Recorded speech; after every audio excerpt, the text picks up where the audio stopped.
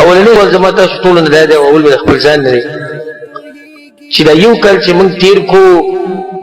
د دغه کال د لاسه موږ الله ته نږدې شوي یو که لرې شوي د دې ځان له جواب ورکړي د شپې چې کله ځان له شي تاسو ټولو زما دا تپوس دی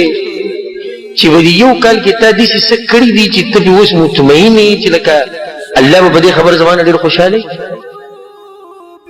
دریم سوال زما ته نه دا دی په دې تېر شوي کال کې تا قرآن څو پیرې ختم کړی څو پیرې د قرآن روجې به راته نه یادې زه د ټول کال به توبه د روجې باز به شروع کړي په رمضان نه یم د ټول کال کې تا څو پیرې قرآن ختم کړی دی سوال زما ته نه دا دی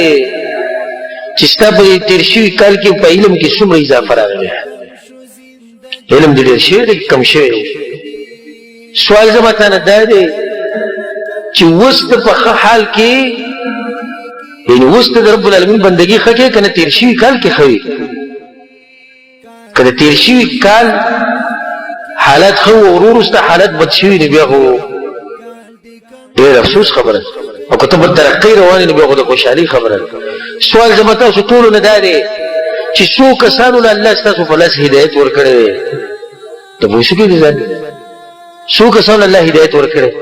سوال زما تاسو ټولو نه دا دی چې د امت دپاره تاسو څه چل کړی الله اکبر د ډېرو جواب به داسې چې شیخ صاحب ته د امت خبرې کوي موږ خو چې د کور د چاردیوارۍ نه وځو که ما خو د بچو غم کړی دی د ښځې غم هم کړی اول ځان او بیا جهاد دا خبره کوه بل ګرځه د دې امت دپاره دې څه کړي دي امت له دې څه فایده ورکړې ده ته به دې امت تاسو به دې امت مین یې که نه یې مین یې ټول هسې په خوله محبت دی د دې امت دپاره تا څه کړي دي په دې یو کال کې سختې راغلي دي که نه دي په مسلمانانو په دې تېر شوي کال کې چې څومره سختې راغلي دي چې مخکې به داسې کال نه یې راغلی دومره سختې راغلي دي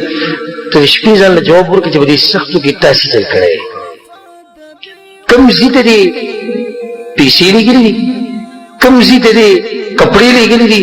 کم ځي ته دې خوراک لېږلی دی دا سوچ به وکړې او ځان له به جواب ورکړې اخرنی تپوس زما ته نه دا دی چې دغه کال خو تېر شو او د دې ټول ژوند نه دې کلونه تېر شوي او آخرت ته نږدې شوی آیا په دې تېر شوي ژوند باندې تاسو راضي یې او که نه د جواب به ځانه به خپله ورکړي او دا راته زما نصیحت دی چې څه چې شوي دي هغه شوي دي رب العالمین ډېر مهربانه بادشاه دی دننه یو نوی ژوند شروع کړي دا روان چې کوم کال روان دی او کوم شروع کېدو والا دی د دې لپاره یو نوی لایحه عمل کېدی یو نوي طریقه کېدی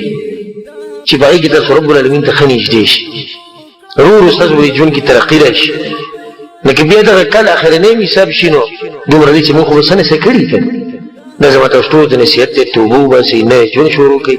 الله سبحانه وتعالی به موږ ټولو آسینو سبا سکن پسی جڑی